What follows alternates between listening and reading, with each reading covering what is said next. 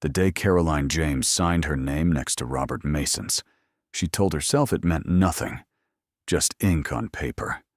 Just a way to keep what was hers. She stood in the dusty office of Judge Hartley, wearing her dead father's ring on her right hand, and a plain gray dress that smelled faintly of cedar, and she did not cry. She had promised herself she wouldn't. Mason stood beside her like a fence post, straight, still, and impossible to read. He didn't look at her when the judge spoke. He didn't look at her when he signed. And when it was done, he put his hat back on, nodded once, and walked out into the cold Wyoming morning like he'd just settled a cattle deal. That was the agreement. Nothing more than a deal. Caroline needed a man's name beside hers to inherit the Willow Pine Ranch after her father died, without a will. A Mason needed. Well, no one in Ridgeback knew what Mason needed. He was the kind of man people talked about in low voices, the kind who rode alone, ate alone, and buried his past so deep even the ground didn't know what was down there.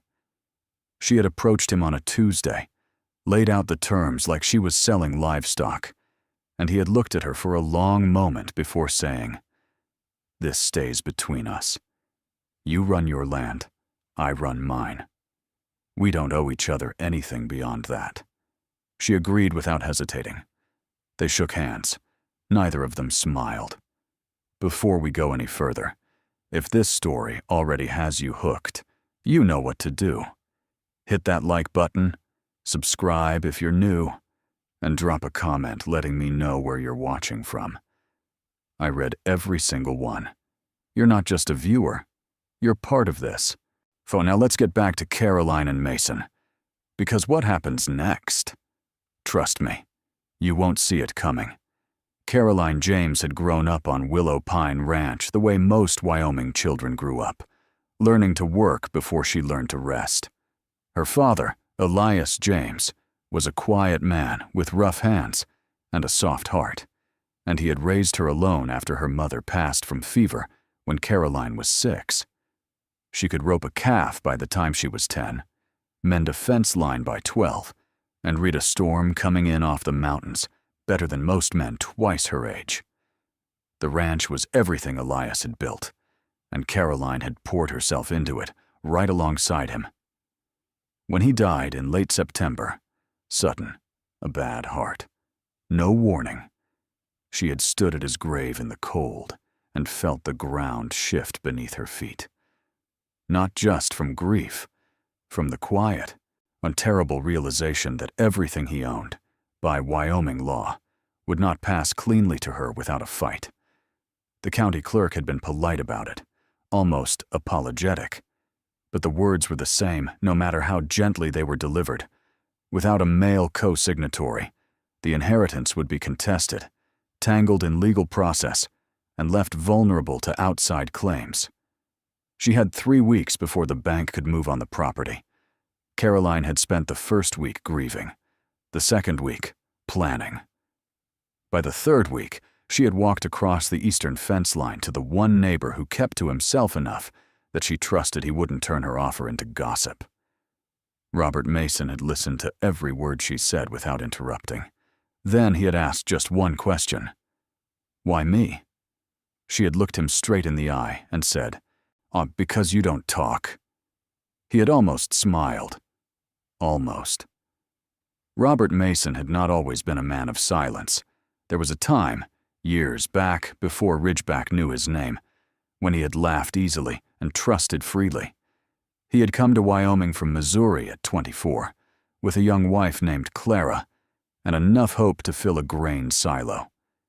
They had built a small homestead north of town, nothing grand, just honest land and honest work.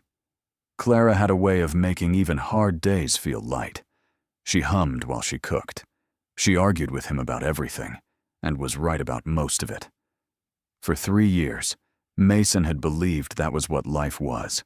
A good woman, good soil, and enough quiet to hear yourself think. Then one February, a fever swept through the valley. It took Clara in 11 days. A mason had sat beside her bed every one of those 11 days and had not left her side once. When it was over, he buried her under the single oak tree on the north end of his property and did not speak to another person for 2 weeks. That was 7 years ago. Since then, Mason had expanded his land, improved his cattle stock, and built a reputation as a man who was fair in business and impossible in friendship. People in Ridgeback respected him the way they respected Winter, from a distance, without complaint. He had told himself that was enough, that land didn't leave, that cattle didn't lie. That silence was safer than anything warmth had ever offered him.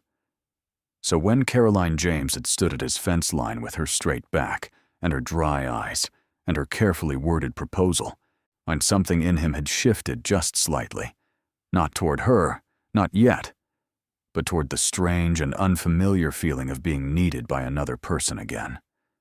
The first 2 weeks of the arrangement were exactly what both of them had agreed to: distant, practical, and quiet. Caroline kept to the willow pine side of the shared fence line. Mason kept to his. They had worked out the basics before the ink dried. He would appear at the bank with her when needed, sign whatever documents required his name, and show his face in town often enough to keep the arrangement believable. In return, Caroline would handle everything else alone. No shared meals, no unnecessary conversation, no pretending beyond what the law required. It was clean, sensible, the kind of agreement 2 reasonable people could honor without complications. And for 14 days, they did exactly that. It was a broken water pump that ended the distance. Caroline had been fighting it since Tuesday, a stubborn valve that kept the water from reaching the eastern trough where half her cattle drank. By Thursday evening, she had skinned 3 knuckles, wasted 2 hours, and was crouched in the dirt with a wrench in her hand when she heard boots behind her. She hadn't called for him, hadn't sent word. Mason had simply seen the problem from his fence line and come over without asking permission. He crouched beside her, studied the valve for a moment, then reached past her and turned it in the opposite direction. The water ran.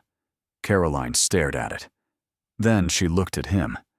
He stood up, wiped his hands on his trousers, and said, "It runs counter on that model." Then he walked back toward his property like it was nothing. Caroline watched him go and said nothing, but she didn't forget it. Small things had a way of adding up without permission. It started with the water pump. Then it was the morning Mason noticed her barn door had come off its upper hinge and fixed it before she woke up. Then it was Caroline leaving a covered plate of cornbread on his porch after she made too much. No note, no explanation, just food. He left the empty plate on her fence post the next morning, washed clean. Neither of them mentioned it, but neither of them stopped. By the end of October, there was a quiet rhythm to their days that hadn't been planned and couldn't be easily explained. Mason made strong coffee every morning and had started making enough for 2 without thinking about it. Caroline had started leaving her porch lamp on later than she needed to, not for any reason she was willing to name, just because the light felt right, and the town noticed before they did.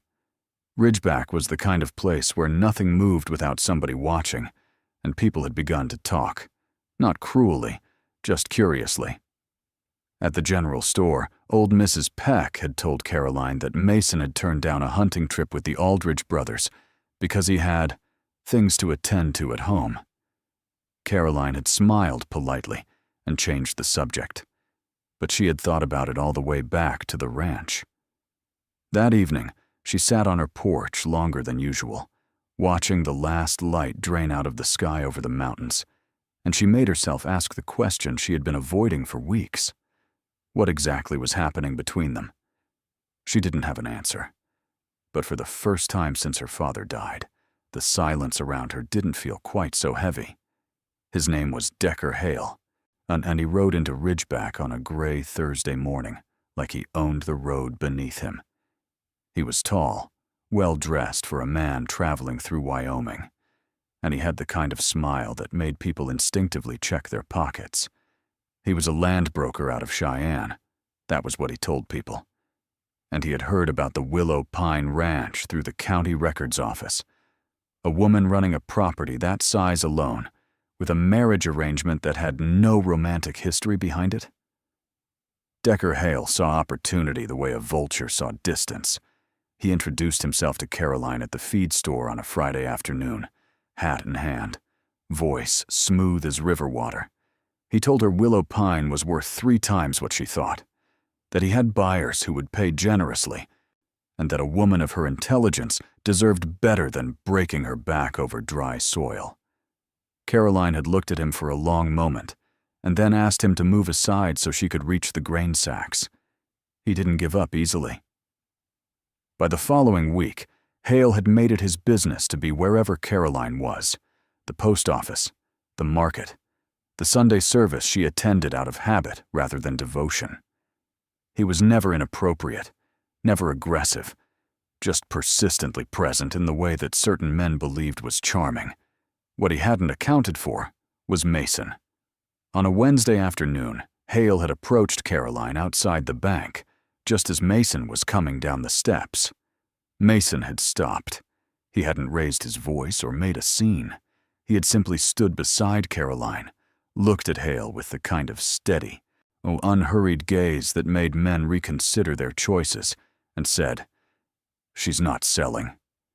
And she's not alone." Hale had smiled thinly, tipped his hat, and walked away. Caroline had felt something shift in her chest that she was not ready to examine. Caroline didn't sleep well that night. She lay in the dark, listening to the wind move across the roof, and thought about what Mason had said outside the bank.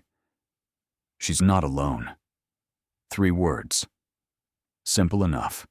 The kind of thing a man said to protect an arrangement, to keep up appearances, to make sure a land broker didn't find a crack in the agreement and wedge himself into it. That was all it was. That was what she told herself until about 2 in the morning, when she stopped pretending and admitted that the way he had stood beside her, not in front of her, not behind her, but beside her, had felt like something she hadn't felt since her father was alive, like someone was in her corner without being asked. She sat up, pulled her shawl around her shoulders, and made a decision that felt equal parts sensible and dangerous. She needed to pull back. Whatever was quietly growing between them was not part of the agreement, and she was not willing to let herself need someone who had only signed a piece of paper.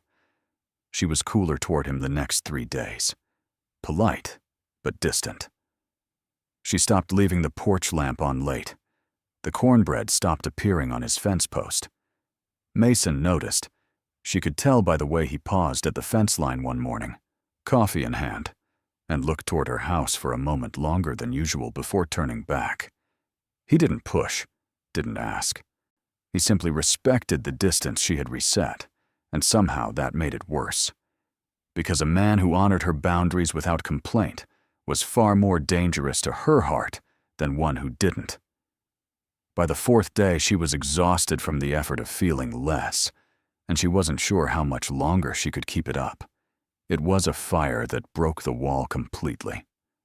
A small one, a dry patch of grass along Caroline's western fence line, caught a stray ember from a passing rider's pipe on a Tuesday afternoon in late October. It moved fast in the wind, low and hungry, chewing toward the older section of her barn, where she kept her winter feed. Caroline had seen it from the hill and was already running before she had time to think.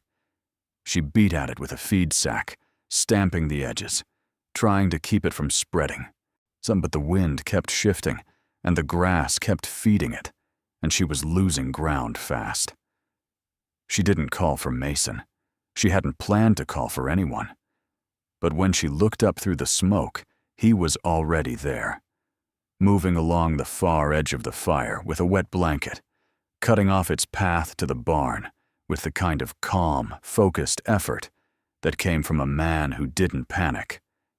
They worked together for 20 minutes without a single word, reading each other's movements the way people only could after months of quiet observation. When the last of it died in the dirt, Caroline sat down on the ground, right where she was standing. Mason crouched beside her. She was not crying. Caroline James did not cry easily, but her hands were shaking and her face was pale beneath the soot. He didn't say anything for a moment. He just stayed there, close enough that she could hear him breathing, steady and calm while everything in her was still racing. Then he reached over and covered her shaking hands with his. Just that. No words. No explanation. Caroline looked down at his hand over hers and felt every wall she had spent the last 4 days carefully rebuilding come down at once. She didn't pull away. Neither did he. They stayed like that, while the smoke thinned out above them, and the wind finally settled, and the Wyoming sky turned the deep, bruised gold of late afternoon. The first day of November came in cold and sharp, the kind of cold that settled into the bones and stayed there. Caroline had been awake since before dawn, sitting at her kitchen table with a cup of coffee gone cold in her hands, turning over the same thoughts she had been carrying since the fire. Something had changed between her and Mason, and she could no longer pretend otherwise. The hand over hers, the way he had stayed without being asked, the way she had let him.